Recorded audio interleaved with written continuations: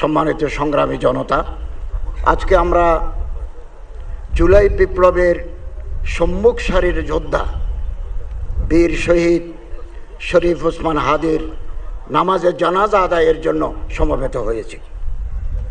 তিনি শাহাদত বরণ করেছেন। আমরা আল্লাহর কাছে দোয়া করি আল্লাহ তাকে যেন শাহাদতের মর্যাদা দান করেন এবং তার জীবনের ত্রুটি বিচ্ছুতিগুলো আল্লাহ তাআলা মার্জনা করেন।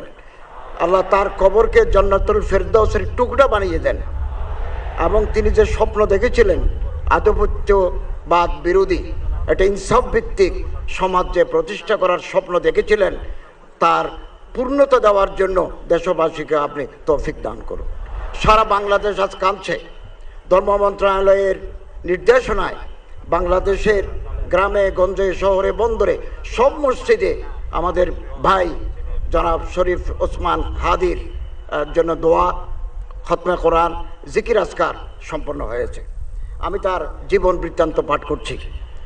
1993 সালের 30 জুন ঝালকাঠি জেলার নলছিটি উপজেলার জন্ম নেওয়া কবি শরীফ ওসমান হাদি বাংলাদেশের স্বাধীনতা ও সার্বভৌমত্বের প্রতীক হয়ে উঠেছেন।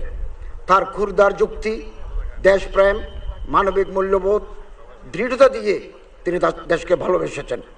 জান দেব কিন্তু জুলাই দেব না, এই স্লোগান বুকে ধারণ করা হাদি ছিলেন গুম, খুন ও বাংলাদেশের মানুষের গণতান্ত্রিক অধিকার কেড়ে নেওয়া ফ্যাসিস্ট আওয়ামী লীগের বিরুদ্ধে জুলাই পরবর্তী সবচাইতে তীব্র কণ্ঠস্বর।